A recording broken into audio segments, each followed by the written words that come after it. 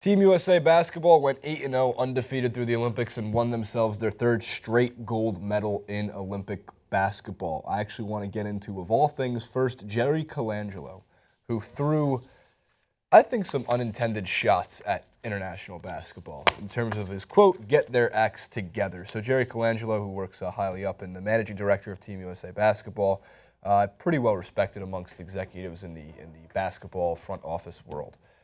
"I'm all for raising the bar for global basketball," he began. "The more interest in basketball on all levels, I am for. I am a lifer in the game. I love the game. Basketball is the #2 sport in the world, but we just need to see these other countries get their acts together and become more competitive." Jerry, can you clarify what the #1 sport is that he's alluding to? Probably football. Probably baseball? Probably baseball, actually. So one of the good things that James Herbert did on CBS Sports, where this article came from, and very few other writers did this, wanted to give some context a little bit towards that. Jerry Colangelo was just referencing the gold medal game. Mm-hmm. Now, how many comments in our own comment section? "You guys don't talk about Lithuania and Serbia. You don't take those teams seriously in international play. Do you even watch international basketball?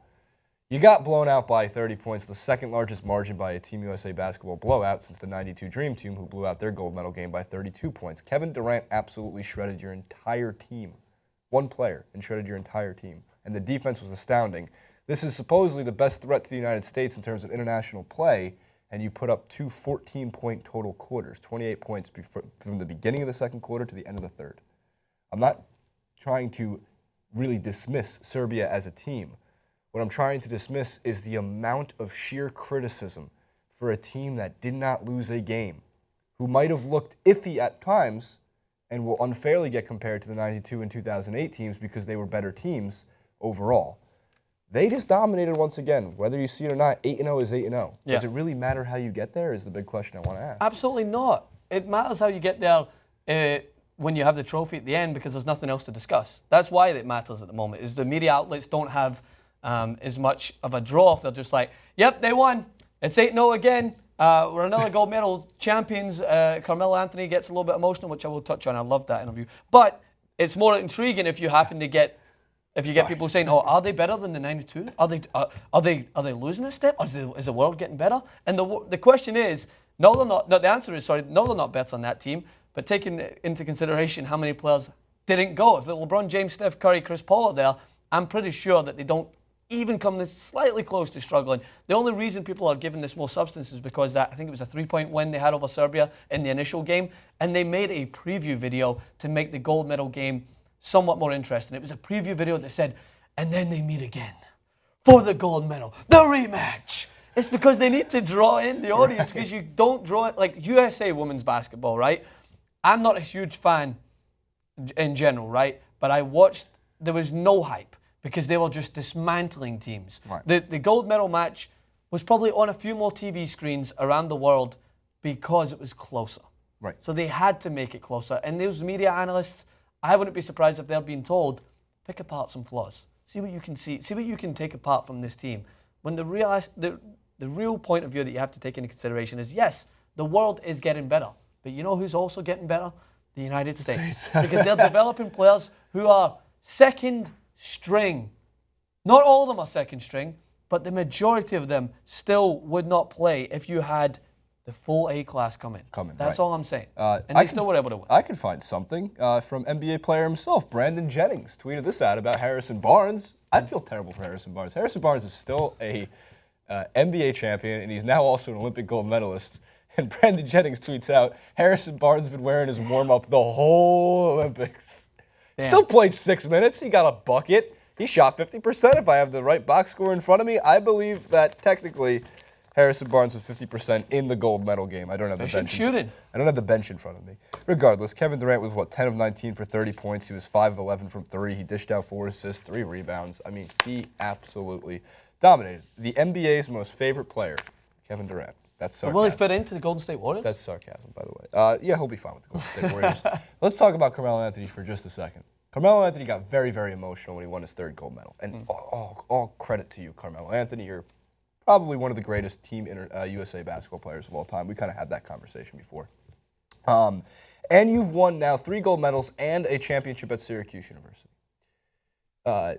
God damn it, Carmelo. Why can't you get this emotional playing for the Knicks? Maybe this year will be the year, given the fact that we did our most improved NBA teams and the whole comment section freaks out because I didn't mention the Knicks, because I think they're better, but I don't take them nearly as seriously when we have possibly 4 guys on the injured reserve list, if that's the technical thing. What is it called in basketball? Just sidelined for half the season.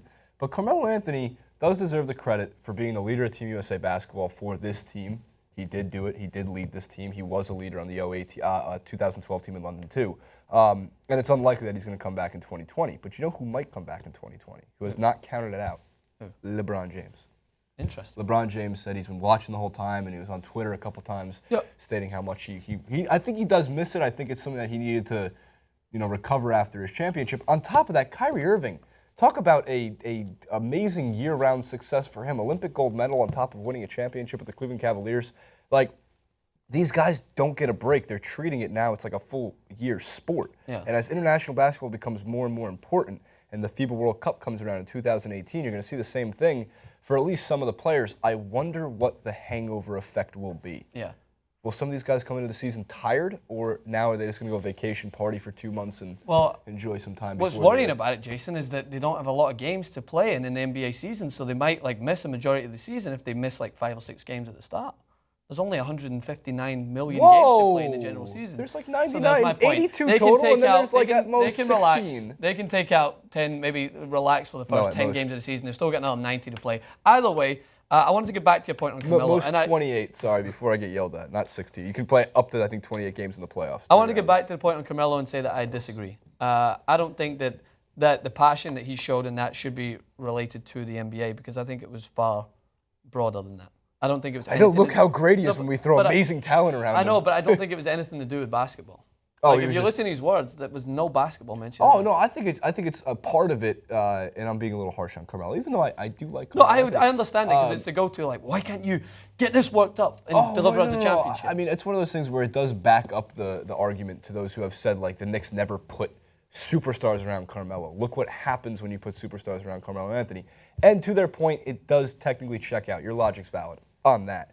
However, look, don't take away this guy's having spirit and passion during an Olympic gold medal ceremony and after and before it, and winning that type of accolade like he did for Syracuse, and just relate it back to the NBA like I did. I understand it. Yeah, it was just the words itself where I thought, I'm not getting over dramatic. They were just powerful. He only said 2 sentences, and it's the world we live in, the time that what's going on with our country, we need to be united. That's it. I didn't even think you mentioned basketball, the gold medal. I think there's something that's third line. It's the world we live in, the time that's going on, and being the only other super team next to the Warriors. It's unbelievable what he said. And even so, with the gold medal thing, I think that there's, like you said with LeBron James, he probably does feel a little bit left out when you're sitting there and you're watching. Yeah, the competition is nowhere near the same level, and I don't imagine that it's as grueling a process. But no matter what, when you sit there at the top, and you see your country, you hear your country's national anthem, and you see the flag come down, there's that level of pride. They were so proud of themselves to be able to deliver that.